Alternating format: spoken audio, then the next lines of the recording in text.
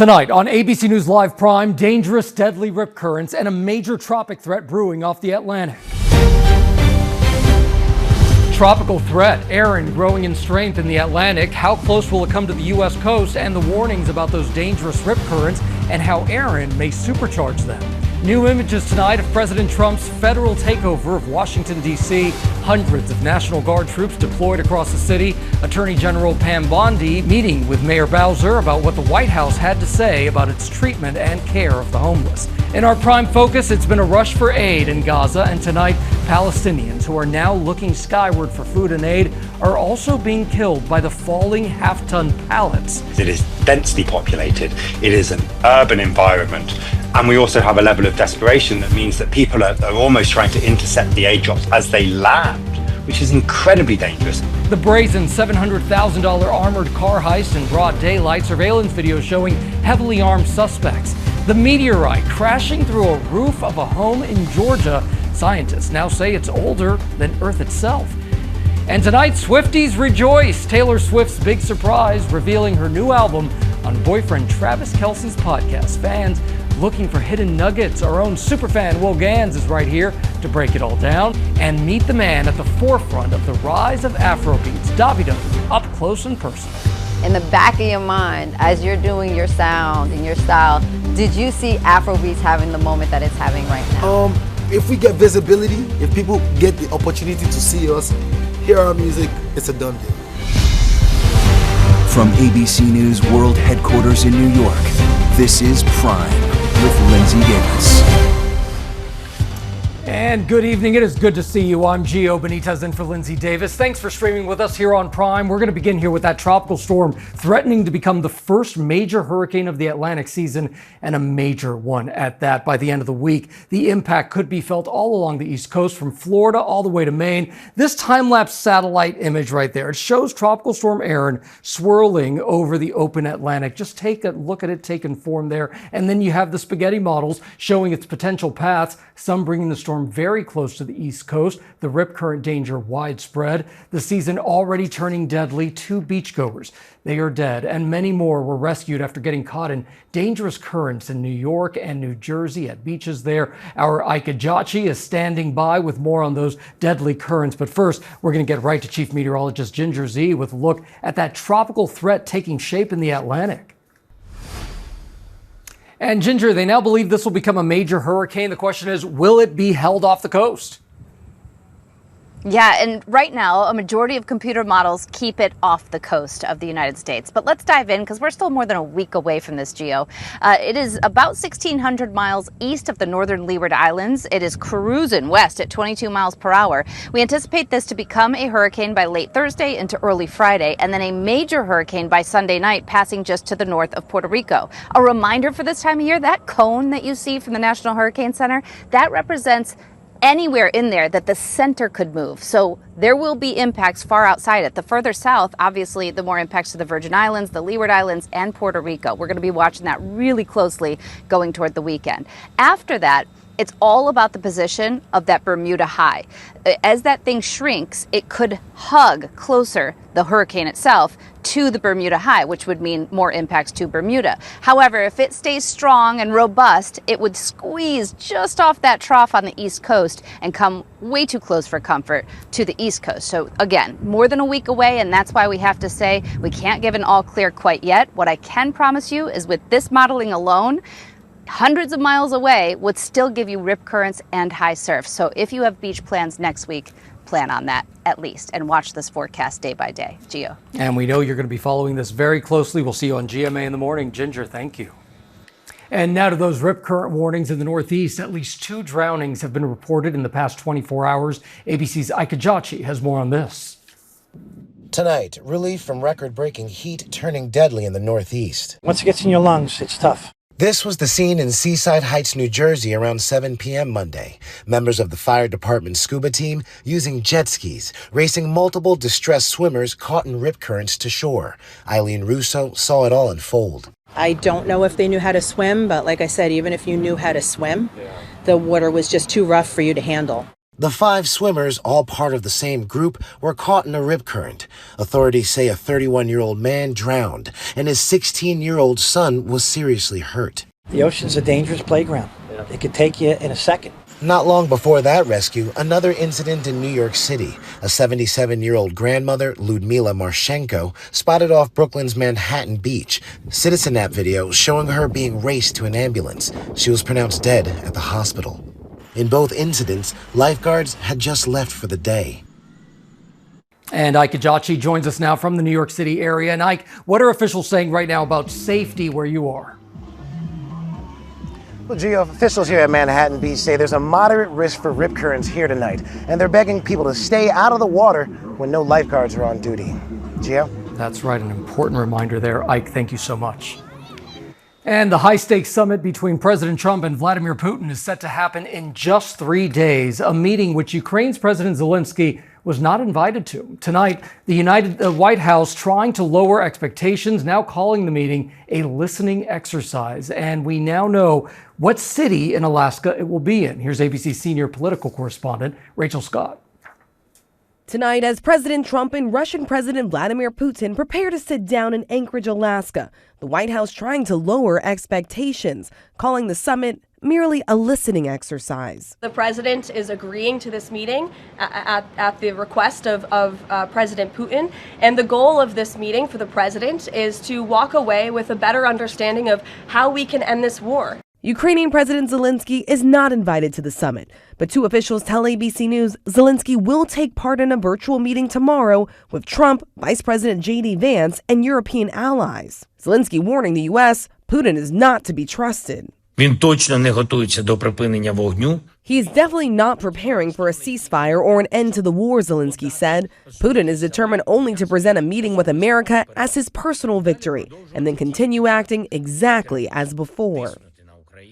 And Rachel Scott joins us now from the White House. And Rachel, the White House is expecting some kind of peace deal to come out of this summit in Alaska? Well, President Trump said that any peace deal would likely involve this idea of Ukraine giving up some of its territory to Russia. But President Zelensky was very blunt today. He insists there will be no exchange of territory unless there are security guarantees, and the White House continuing to downplay expectations, calling this meeting and this summit a listening session, Gio. And a lot of people will be watching and listening. Rachel Scott, thank you so much. And tonight we're learning chilling new details now about the deadly rampage at a Target store in Austin right during the height of back-to-school shopping. A grandfather and his 4-year-old granddaughter, they were shot and killed in the parking lot, as well as a Target worker who was collecting shopping carts. The gunman then escaping in that grandfather's car. Here's our Trevor Ault.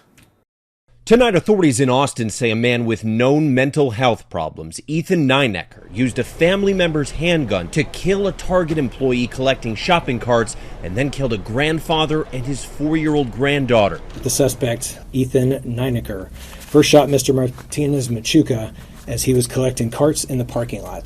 He then approached Chow's family vehicle, shooting and killing Mr. Chow and the 4-year-old before assaulting Mrs. Chow.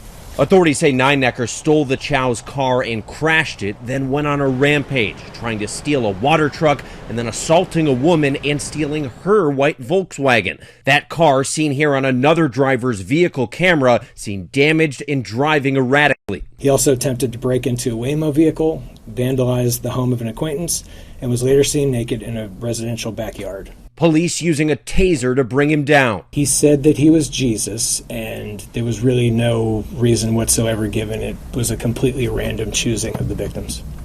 An unbelievable headline there, and Trevor joins us now. Trevor, police and prosecutors, they're digging further into the perpetrator's case tonight. They are, Gio. Even though he is now in custody, they want to know how he got hold of a weapon because this suspect has a lengthy history of violent crimes. He's, of course, now also faced with multiple murder charges. Gio. All right, Trevor Ault there in Los Angeles. Thank you, Trevor. And we are learning disturbing new details tonight about the deadly shooting outside the CDC headquarters. Authorities are revealing that more than 500 rounds were recovered, nearly 200 bullets striking multiple buildings, and they say things could have been even worse. Police recovered 5 firearms, including a long gun, from the scene. They say that the shooter broke into his father's locked gun safe to get those weapons. Here's ABC's Faith Abube. Geo authorities say they recovered 5 firearms here at the scene, including a long gun, and that the shooter broke into his father's gun safe, which was locked, and stole those weapons. Tonight, stunning new details in that attack on the CDC that left a Georgia police officer dead. Authorities revealing hundreds of shots were fired, saying the suspect targeted the federal agency over his mistrust of the COVID-19 vaccine.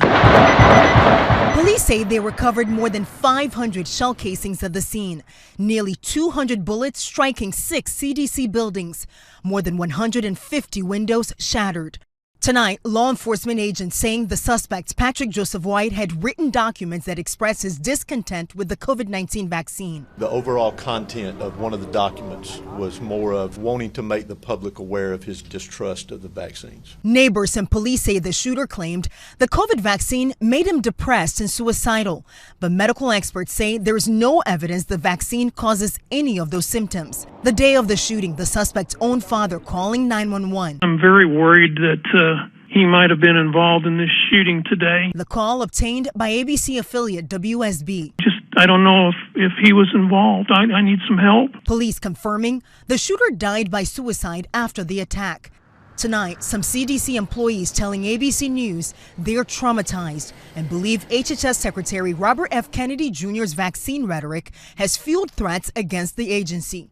RFK condemning the shooting but still criticizing the CDC's efforts to get the public vaccinated against COVID. They were saying things that were not always true, and public health agencies should never do that. Public health officials dispute those claims. And Faith joins us now from the CDC headquarters there in Atlanta. And Faith, late today, the CDC director addressed those critical comments. What did he say? Yeah, Gio, that was just hours ago. The CDC director reiterating in an email to all agency employees that misinformation has now led to deadly consequences. Gio.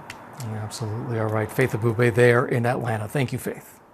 And in the nation's capital now, the first of 800 National Guard troops began arriving in response to the president's unprecedented move to take over the city's policing. With 150 federal agents already on patrol, the president is claiming crime is spiraling out of control there, but that's not what the official statistics show. Chief White House correspondent Mary Bruce is following this. Tonight, the first of 800 National Guard troops arriving in D.C. as President Trump's unprecedented move to take over law enforcement in the nation's capital is now underway. The White House surging 850 federal agents and officers across the city overnight, making 23 arrests. Attorney General Pam Bondi, now in charge of D.C. Metropolitan Police, meeting today with Mayor Muriel Bowser. What I'm focused on is the federal surge and how to make the most of the additional officer support that we have. The president vowing to clean up the Capitol and get homeless people off the streets. Homeless individuals will be given the option to leave their encampment, to be taken to a homeless shelter, to be offered addiction or mental health services, and if they refuse, they will be susceptible to fines or to jail time. The president claims crime in the city is spiraling out of control, but the mayor points to official crime stats. Violent crime down 26% since last year, now at a 30-year low. And Mary joins us now there. And Mary, has the White House given any details on what the National Guard troops will be actually doing? Well, Gio, as of now, we're told the National Guard hasn't been given a specific mission yet. The expectation, though, is that they won't begin their role in earnest until Monday, and it's still not clear exactly how long the Guard will be here on the streets of D.C. Gio. A lot of questions there. Mary Bruce, thank you so much. Thank you. And President Trump's pick to lead the Bureau of Labor Statistics previously suggested foregoing the monthly jobs report. In a Fox News interview conducted before yesterday's nomination, E.J. Antony said that the Bureau should hold off on publishing its data until it can be, quote, corrected. The president claimed a previous report was, quote, rigged against him, leading to the firing of the previous BLS commissioner. However, the press secretary says that there are currently no plans to stop reporting monthly employment numbers.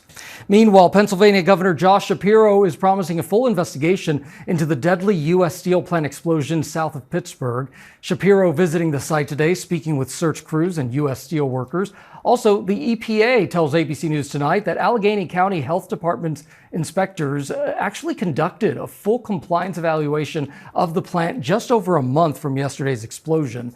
Crews searched the rubble through today. 2 people they were found dead and 1 was rescued. 10 people were injured. Time-lapse video captured the aftermath. U.S. Steel says that employees were pushing coal when that explosion occurred.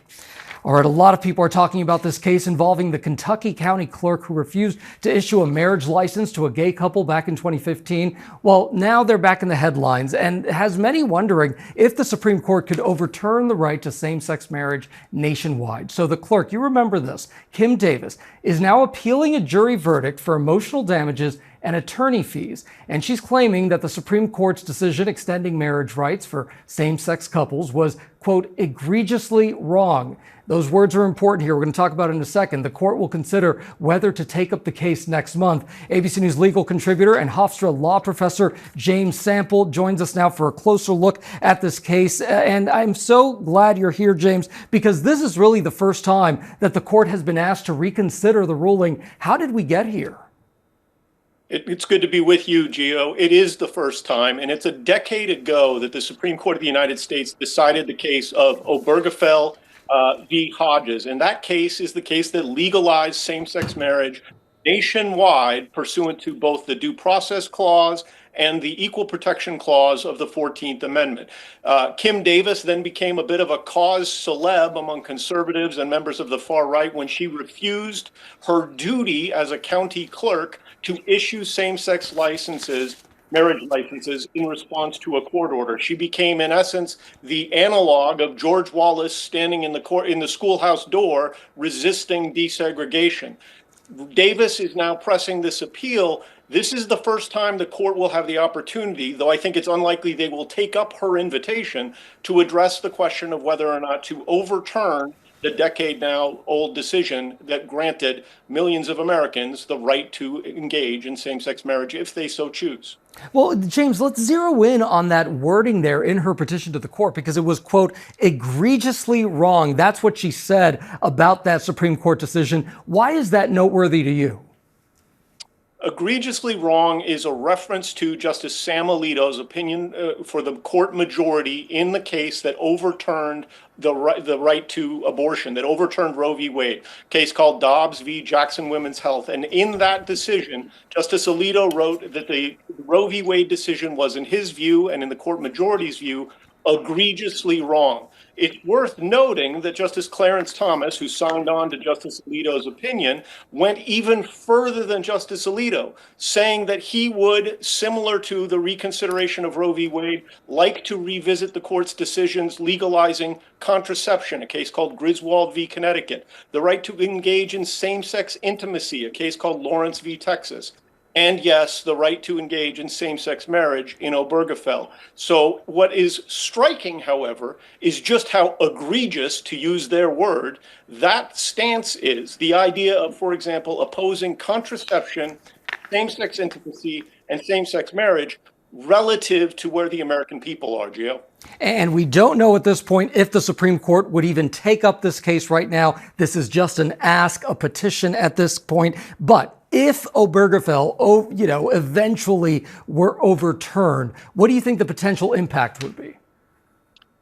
Well, what's really important to note is that not only do a vast majority of Americans support the right to same-sex marriage, but for Kim Davis and members of her ilk who oppose same-sex marriage, the First Amendment protects their right to not get same-sex married. But what it does not do is give them the right to impose their preferences on others, and by in so doing, deprive others of their equal protection rights. If the court were to overturn Obergefell, the 2022 piece of legislation called the Respect for Marriage Act would take over, and states would have the right to cease issuing further licenses, but they would still have to recognize existing same-sex marriages and those from other states.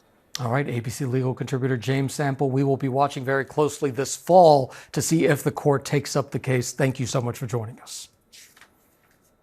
All right, and coming up here, see the heart-stopping moments as police try to find a man through the smoke of a burning building. Plus, thieves target an armored truck, how much money they got away with, and why police don't think this is the first time.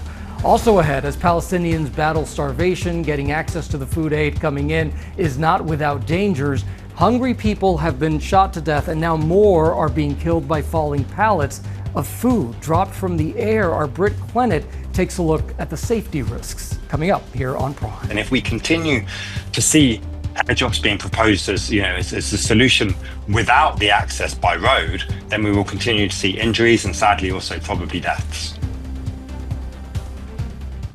Over the past month, Prime has reported on the many hundreds of Palestinians who, in dire circumstances, have been killed near Israel-backed U.S.-led aid distribution sites run by the Gaza Humanitarian Foundation. Aid groups claim that hungry citizens are sometimes being shot to death at the hands of the Israel Defense Forces and even armed contractors. But tonight, in our Prime Focus, Palestinians who are now looking skyward for food and aid are also being killed by the falling half-ton pallets and the brutal chaos that ensues for its contents.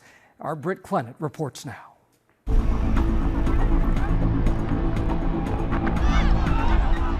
They risk their lives in a chaotic rush for food. These Palestinians are among the thousands each day reliant on aid dropped out of planes from the sky for their means of survival.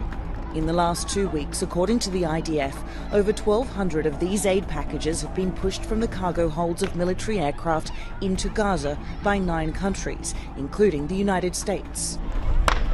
Aid groups warning that the ensuing melees for these packages has become a dangerous and for some deadly mission.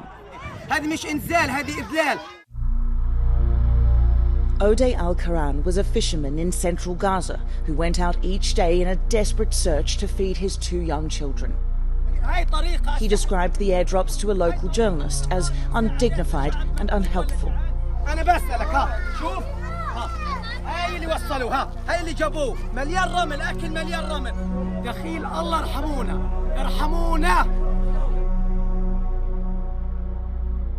Five days later, Odeh was crushed to death while he and his brother were racing towards one of the 1,000-pound pallets during an airdrop. وجيت وأنا إياه من المنطقة هذيك بنجري مع بعض. وقع أول مشطاح في النتفة المحددة لي هذه. وأنا بجري وأنا إياه قال لي يا أخوي خليك بظهري. كان يعني كل طموحاته يجيب له كرتون يطعمي أولاده. اللي هو عنده بنت وولد. أجا المشطاح الثاني كان 2 معزقات في بعض. وهو واقف اجى الشعب زقه وطاع على ظهره فما وقع عليه المشطاح على صدره هان ضل راسه ومعرى كذا جسمه من هان كذا يضل فيه نفس. Nearly 2 million Palestinians are at risk of starvation in the Gaza Strip, facing what the UN has called a worst-case scenario of unfolding famine. The UN says over 1,000 people have been killed on their way to aid distribution centres since late May. The centres, run by the US-led Gaza Humanitarian Foundation, are steeped in controversy over accessibility and safety. And now the airdrops have added a new layer of chaos and confusion. Violence breaking out as soon as the pallets touch the ground, the meagre rations falling from the sky often never reaching those who need it the most. Odeh's brother Khaled said people were still clamouring for the aid as Odeh was being suffocated. كانوا الشباب بدوروا واخويا تحتيهم هو فغص تحتيهم، يعني انا شفت موت اخوي عدي بعيني، وانا اناشد على الشباب وعلى الامه يا شباب ساعدوا اخوي، الشباب من كثرة المجاعة توحشت وصارت فوق المشطاح مش ملاقي الشعب ياكل. His family and friends describe Odeh as a caring man. Odeh's mother, Sosan, cradling his 2 children, overwhelmed with grief.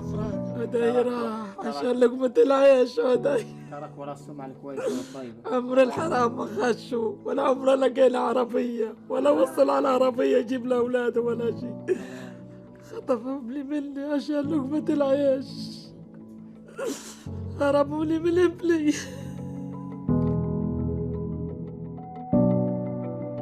Before he was killed, O'Day volunteered here at Al-Aqsa Martyrs Hospital, treating casualties of a war that now has an even smaller chance of abating as Israel acts on plans for a fuller occupation of the land. O'Day's colleagues remembering him for his sense of humour and strong desire to help others. طبعا عدي كان متطوع لا يتقاضى أجر، كان يعني دافعه الأساسي هو خدمة أبناء شعبه. عدي صار رقم، عدي قصة بس مش رقم. عدي مش واحد جنب 60,000، لكن فعليا احنا الموجود عدي بس حي في قلوبنا، لكن العالم ما بيعرف عن عدي. عدي واحد زي 60,000 قصة اللي قبله اللي استشهدت وراحت. Already 2 people, including O'Day, have died since July because of the airdrops. Muhammad Eid, a 15-year-old who ran with this crowd to collect aid, was the second. Another casualty mourned by his mother. Dangerous situations here the norm. In Gaza City, Palestinians surged to collect food, the weight forcing this balcony to collapse, injuring 9 people. And aid groups argue that this type of aid delivery does not do nearly enough to feed Gaza's population. More trucks filled with aid as of late have been allowed to cross the border. Yesterday, 300 trucks crossed into Gaza, but aid groups say there needs to be 500 to 600 per day. Yes, every amount of aid getting into the Gaza Strip is welcome, but airdrops are inefficient, they're expensive, it is densely populated, it is an urban environment. And we also have a level of desperation that means that people are almost trying to intercept the aid drops as they land, which is incredibly dangerous. And if we continue to see airdrops being proposed as, as a solution without the access by road, then we will continue to see injuries and sadly also probably deaths. Executive Director of the World Food Programme, Cindy McCain, among those criticising the airdrops, saying, "We can't airdrop our way out of an unfolding famine, not in Gaza. 500,000 people are starving today. The only way to get food to them at scale is by land." Just miles away, there is plentiful aid. Hundreds of trucks wait on Egypt's side of the border. Israel has accused not only Hamas of stealing humanitarian aid, but the UN as well for failing to distribute it. The UN says they have faced problems coordinating the deliveries with the IDF, and when they do drive in, more chaos. In a statement to ABC News, they warned that to move aid from the Israeli crossings into Gaza, we need Israel to open the gates, allow safe passage and stop the bombardment. Our drivers are navigating airstrikes, damaged roads and criminal gangs. They need permits and security clearances, many of which are being delayed or denied. Israeli Prime Minister Benjamin Netanyahu had said there was no starvation in Gaza and now says Israel is facilitating more aid into the Strip. Yet Israel is accused of genocide. It's absurd. Or starvation policy. But there was a problem of deprivation. No question about it. And so we had to solve it. Meanwhile, Palestinians on the ground are left with no other choice but to continue on taking risks to get food, aid, anything.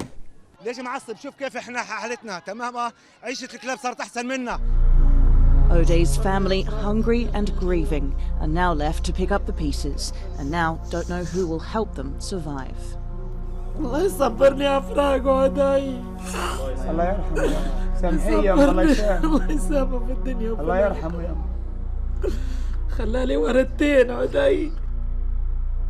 Such a difficult situation, our Britt Clennett. Thank you for that report. And coming up here, it's too early to tell if tariffs are causing inflation, but one thing is for sure, tourists considering a trip to the U.S., well, they don't like the uncertainty and they're staying away. We're going to tell you more by the numbers. And you'll remember in late June, that meteor shower that lit up the sky over Georgia. Well, tonight we are learning what researchers are saying about a fragment that came crashing through a home. Stay with us. You're watching ABC News Live, Prime.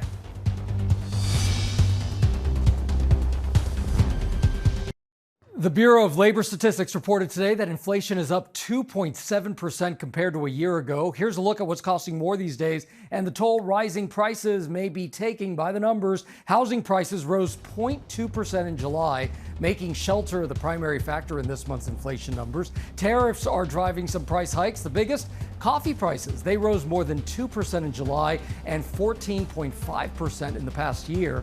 Environmental factors are behind other food costs. Beef prices, they were up nearly 2.5% in July, 11.5% for the year. Las Vegas appears to be feeling the pinch. Visitors, they were down more than 11% in June. The city's leaders actually say that the dip reflects in part a, quote, broader backdrop of persistent economic uncertainty and weaker consumer confidence. Sin City's airport saw more than 300,000 fewer passengers this June compared to last. And freeway traffic on the Nevada-California border dipped more than 4%. Notable because experts say that economically, what happens in Vegas does not stay in Vegas. And today, citing weak demand for domestic leisure travel, Spirit Airlines said that they may be forced to shut down. The budget carrier's stock tumbled more than 40% on the news. While today's inflation report showed some price increases from tariffs, reduced energy prices helped keep overall inflation lower. It remains to be seen how rampant the tariff price increases will actually be. All right, coming up here, our Swiftie-in-Chief, Will Gans, is here for a look at the gorgeous news. You get that? Gorgeous? Taylor Swift fans have been waiting for. And from fighting crime to protecting pollinators, the old dog's learning new tricks. How cute is that? We'll be right back.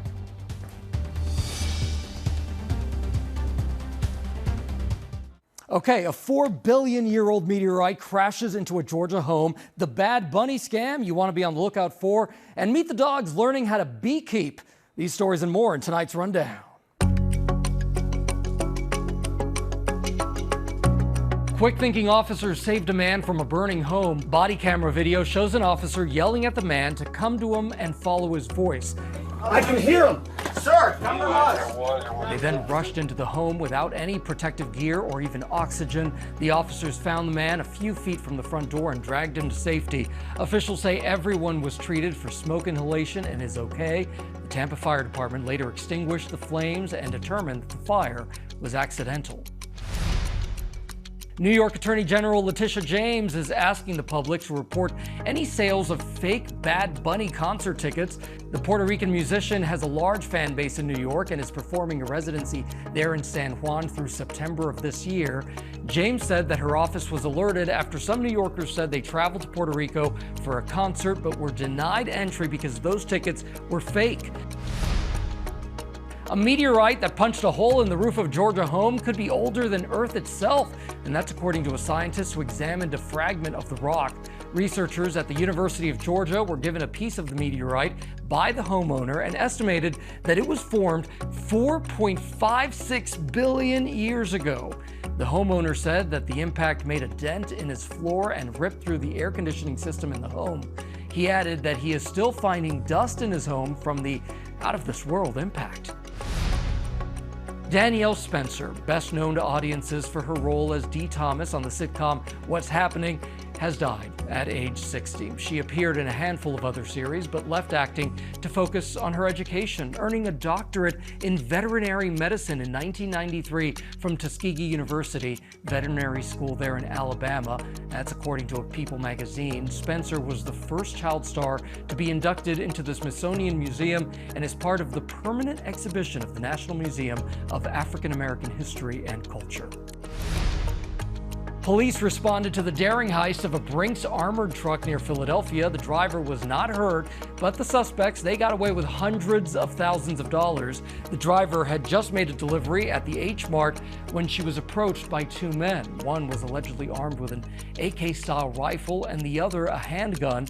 The driver told police that officials said that the thieves stole at least $700,000 in the heist. No shots were fired and no one was injured, thank goodness, but the suspects, they are believed to be tied to other robberies.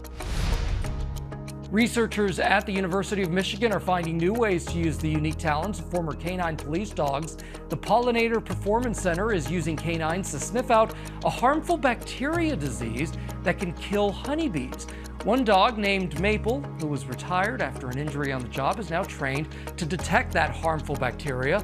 Scientists say they plan to expand the program and teach some more old dogs some new tricks. Okay, so I'm going to warn you, there are a ton of Taylor Swift references in this copy that I'm going to read. So here we go. Pop music fans, some gorgeous news if you're waiting on Taylor Swift's next era, because it's here. Take a look. So I wanted to show you something. Okay, what do we got? We got a briefcase. Yep. Mint green with TS on it. Yep. What's in it? This is my brand new album, The Life of a Showgirl. That reaction, so good. Last night, superstar Taylor Swift announced her 12th studio album, The Life of a Showgirl, and the internet and Swifties, well, you know, they reacted accordingly. And our expert Swiftie, ABC's own Will Gans, joins us now to talk about the rollout of this new era and what to expect. You've had way too much fun. Yes. Yeah. Way too much fun. Okay, you say fun. I say hard work. That's why the sleeves are rolled up over here, Gio. Okay, you're ready. Yes, okay, I'm ready. So our writers had a lot of fun with some of these questions. I'm going to read them because I want to do this justice here, okay? Yeah. So to Taylor's announcement, it's like she was giving fans a message in a bottle. Ding. Yeah. What were the significance here? What's the significance of the Easter eggs? Okay, so let's start with the most immediate one. This album announce happened this morning at 12:12 a.m. This is Taylor Swift's 12th studio album. So the 12s are going to be key here. Also, yesterday, Taylor Nation, which is Taylor's official fan page, posted at 9:12 in the morning 12 photos of Taylor Swift in different orange outfits saying, thinking about when Taylor Swift said, "See you next era." So the 12s were 12ing there as well. You can see it right there. And then this all started we've been on high alert for a 12th album announce since May when she announced that she bought back her old masters. So there's a hint to possibly who she could be working with on this album, okay? So producers have been king of her heart. Yes. Yes, exactly. Tell us what that hint is. Okay, so all of the songs that you've been referencing, by the way, this could be an Easter egg by itself. But really? Yeah, so all of the songs that you've been referencing are songs that Taylor wrote and collaborated with Max Martin and Shellback on, okay? So overnight, Taylor released a playlist, and this was sort of unannounced, under the radar. She released a playlist that feature songs only written by Shellback's Max Martin and Taylor. And so these are guys that worked with her on 1989, the original version, Reputation, the original version. So she hasn't worked with them since 2017. And so fans are thinking that those might be her collaborators on The Life of a Showgirl. And they always bring so much style to Yes. an artist's wildest dreams. Yes. I'm getting very uncomfortable because I'm not. No, you're I crushing love it. Taylor Swift. I'm not a Swiftie, but I love Taylor Yeah. Swift. Is this okay? Yes, exactly. So what sonically does this indicate for this 12th studio album? Well, think big pop bangers. Max Martin, for example, wrote Hit Me Baby One More Time with Britney Spears. He wrote It's All Coming Back to Me Now with Celine Dion. He wrote I Want It That Way with the Backstreet Boys. So think like big pop sounds, and that's what we're expecting from The Life of a Showgirl. Wow. Okay. Yeah. So it's a little bit different than the last few albums. Exactly. Yeah. Tortured Poets Department was more introspective and brooding and dark. And then, of course, Folklore and Evermore were more folky and like acoustic-y sounding. So this is going back to the sounds like Bad Blood and some of the bigger songs. Okay, so let's talk about the podcast for a little bit, right? Are you ready for it? Mm-hmm. Oh, gosh, so good. Yes. Okay, so the podcast, New Heights. This is Jason and Travis Kelce's podcast. Taylor is appearing on it for the very first time, which is exciting in and of the fact that we're going to see Taylor interacting with Travis. We've never seen them on video together before. We have, of course, stills and things like that, but we've never heard them really speak with each other. So we'll see this for the first time on Wednesday night at 7 p.m. Eastern. And what do we expect Taylor might reveal? Well, we know the title of the album, but we're hoping that she'll reveal a release date during this podcast interview, maybe a track list for this podcast interview, and what the first single might be and when it might be dropping. Well, so many people think they're Endgame. Yep. Right? Mm-hmm. Endgame. Yeah, Endgame. And Travis is the cover star, right? Yes. Of the September issue of GQ. Do we have that? Yeah, the spread is incredible. He was styled by La Roche, who is, of course, Zendaya's stylist and fabulous. But Taylor really opens up, about what life is like in his new relationship and what he and Taylor have in common. And that's performing for huge crowds of people. It's inspiring to watch how you get the Easter eggs and you nail it every time. And you with those song references, you are officially in the Swiftie fan base. Let me say it here and now as we're surrounded by the orange glitter. You're in. It. All right. Thank you, Will. Appreciate you. Now to an artist considered the modern day king of Afrobeats. Davido is leaning into his latest chapter in music and life, cool and confident. The Nigerian-born Atlanta native is on the road touring his 5th studio album, aptly named 5, balancing his time on the stage with massive live events. The 32-year-old tied the knot over the weekend in Miami right there. Look at that great picture in a lavish multi-million-dollar celebration. And just today, he dropped a brand new music video for his single 10 Kilo. And our Roxy Diaz caught up with the busy superstar to talk about his journey to fame and some of the difficult moments along the way.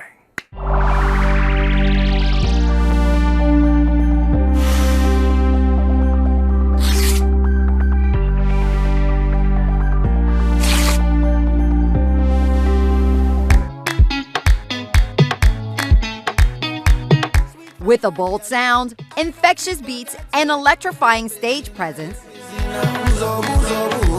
Nigerian superstar Davido has found himself at the forefront of the rise of Afrobeats.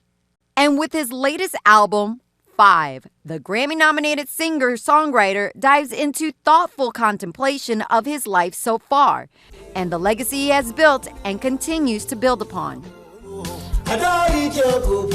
Davido's latest chapter, taking him on the 5 Alive North America tour, including a stop here at Brooklyn's Barclays Center, a sellout crowd turning out to see him. We're here. You sold out Barclay. Brooklyn! He arrived in style and with a crowd. Take a picture with this sold out. Well, actually, I was going to tell you to... Hey, take my picture, come on. This is insane. Barclays. Dude. The seeds of this run of success were planted in his home of Lagos, Nigeria, and his birth city of Atlanta. You were able to see both worlds and have 2 totally different experiences. How did that shape you into the man that you are today? It wasn't like I was one place for like 10 years and then came to America for another 10 years. It was literally back and forth. Every summer, every Christmas. I can relate with Africans. You know, when I come to America, I'm able to, you know, relate with Americans as well. Definitely, I say my style, the way I dress, I say I get it from, you know, definitely the Western world. But musically and where my heart is spiritually is back home in Africa. The youngest of 5, David Adeleke grew up in a religious household. His father, a successful businessman, his siblings following a defined path. In my family, you go to school, you got to go to a Christian university. My dad don't play that. And then after that, your office is waiting for you. But Davido's heart was in making music. I had this cousin, so I followed him to the studio.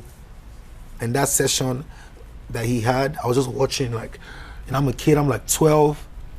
I'm just looking at how the producer is doing the mix. I'm like, what? I was a big 50 Cent fan. I mean, I would say, like, obviously I grew up on hip hop, going to Atlanta back and forth, Ludacris. I was a huge Soulja Boy fan. But keeping up with his passion for music, under his father's watch, took some creativity. You know, I had a studio in the house and he didn't know. The house is that big? Yeah. Like studio with a booth, artists coming through, like we chilling, like he just didn't know. His career started by releasing his debut studio album, Oma Baba Loo, The Genesis, and a series of singles, including 2013's Skelewu, which went viral for an accompanying dance. His music eventually grabbing the attention of Sony Music, who signed him in 2016. If I tell you, say I love you, oh. A year later, his single If took off. My money, my body, now your own. As did Fall. Money fall on you. The longest charting Nigerian pop song on the Billboard charts, now certified platinum in the US. All the while, Afrobeats was taking hold globally. In the back of your mind, as you're doing your sound and your style, did you see Afrobeats having the moment that it's having right now? If we get visibility, if people get the opportunity to see us, hear our music, it's a done deal. I always said this. You know, the culture is really mixing, and apart from that, the Africans in the diaspora, like, it's just like how I was in school, playing African music for my friends, my American friends. In 2023, Davido's 4th album, Timeless, bringing him a new level of acclaim with 3 Grammy nominations. One of them for Unavailable with Musa Keys, with more than 200 million streams on Spotify and counting. That same year, he was featured on Chris Brown's Sensational, which eventually became his first appearance on the Billboard Hot 100. But his biggest success to date coming after one of his biggest heartbreaks, the tragic death of his 3-year-old son. Was having to go through the loss of your son. Yeah. And that period, being able to step away and look back into your career, give you a refocus and a reappreciation of how you wanted to move going forward? Of course, definitely, and it's changed my life. I know how many people, randomly, like in the airports, will come to me with like, bro, you don't know how your strength has gotten me through life, you know what I'm saying? But me and my wife were talking the other day. I was like, yo, I'm proud of us, man. You know what I'm saying? Like, now we got twins. Yes. You know what I'm saying? They're big, shouting everywhere. But like, you know what I'm saying? But for us to, go through that and be able to bounce back in a major way. The success of Timeless and his new perspective after personal tragedy, shaping how he put together album number 5, appropriately named 5. I feel like with this album, there was a bit more, less pressure. You know what I'm saying? Like I told you, I started as a producer. So I did a lot of production on this, this album. A more relaxed process focused on fun and growth with a broader array of high-profile collaborators. You had Victoria Monet on this one, Becky G as well. Chris is on this album too. Do you feel like collaborating with American artists really propels you into a different level? I love mixing cultures, you know what I'm saying? With this album, pretty much it was the people I was around, you know what I'm saying? If you listen to like a Becky G record, it's kind of similar to my sound as well, you know what I'm saying? But I love culture, mixing. Sweet Fanta Diallo, I know fit forget you. Hey Bezina, uzo. His collaboration with Omale, With You, receiving acclaim. Something unexpected even for Davido himself. And it's so funny, I almost did Add With You. Really? That's crazy. That's insane. And now look at it now. Because it's crazy. Like every time I think about almost taking it off, my heart starts beating like. But shout out to Omale, amazing record. I'm just happy that we're able to collaborate on such a true African classic. You know what I'm saying? Do we have any day one Davido fans in the building? With his 5th album taking off, Davido is setting his sights on his next big adventure. Definitely the next tour, I want to step up like production. We might step it up a bit, do a couple stadiums here and there. I want to curate the biggest African festival in the world. You know what I'm saying? Where would it be? I'm not sure yet. I already started the blueprint kind of. As for now, this global icon, platinum artist with more than 2 billion streams, is still pausing for those precious moments of gratitude. When I first started music, I wanted to hear my song on radio once or twice and I was good. Oh, that's my song on radio, I'm happy. You know what I'm saying? So for where God has taken this thing to, that was just a little dream from following my cousin to the studio, I wake up every day, I'm just like, God, I'm grateful. And that is our show for this hour. I'm Gio Benitez. Stay tuned to ABC News Live for more context and analysis of the day's top stories. Thanks so much for streaming with us. We'll see you next time.